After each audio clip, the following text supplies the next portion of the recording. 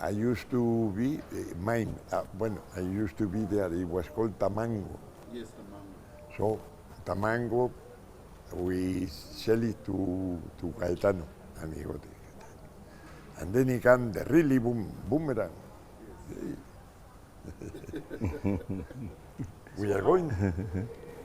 How was the switch? You know, it's not very easy to decide the bands are going out, I want to be a DJ. No, it was like this. You know, I was a musician. I used to play, as the way I tell you, Yes. in five-star hotels. So in those hotels, there was a time they start to stop band, and they say they are playing a DJ now. Yes. So I think I said, my God, I'm finishing, no work here anymore. I'm going to be a DJ. Did you train? Yeah, and then I started like this. I say a DJ. And I didn't know how to play anything, DJ. I just look a bit of DJ, the way they are doing. I get the idea, I say, here I am. Adams, how did you meet Paco? And how did you guys come to Well, when I came to Nairobi, Yeah. of course I was In Mombasa. in Malindi. Malindi first. Yes. I decided, you know, for the first 6 months, I was just staying on my lane and learning the crowd, because Nairobi crowd is quite different from Mombasa and Malindi crowd. Because in Malindi, Mombasa, mostly it's tourists. So you intermingle with them, and the music choice is also different. So you need to be very versatile. But when I came to Nairobi now, I started learning that there's some clubs with particular kind of music set. So I took time to learn bubbles. And then, of course, word got out. Paco heard about me. I heard about Paco. I just knew that the opposite side, there's a club, a funky club, with a Mzungu that plays crazy drums there. On the set. Rumors. So I said maybe one time when I'm free, I'll go and check it out. So I went, checked it out. The sound was amazing.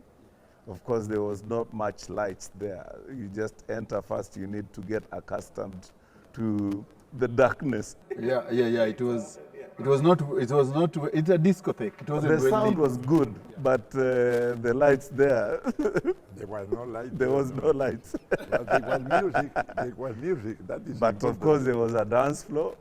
And then I was introduced to various different styles. You see, like my background, I never really used to do slow dancing and showtime. No.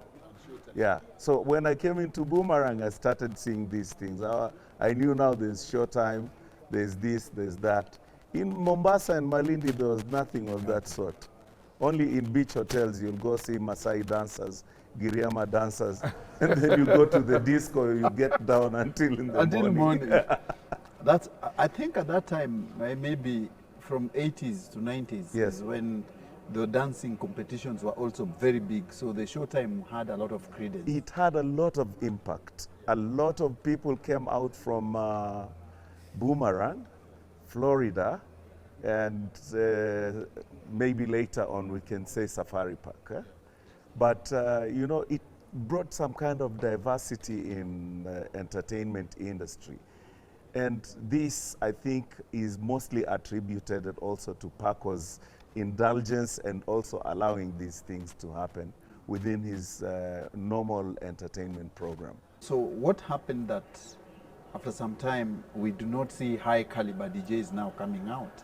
Because initially, apart from your generation and after the Caris, then most of the DJs who came are DJ Pinye, they're basically radio DJs. And we did not have a stint as what we'd call a super club DJ. Yes. There's a gap there. What happened was this.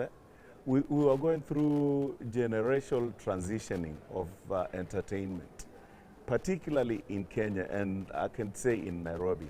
Because in the 70s coming to early 80s, bands were very instrumental in entertainment.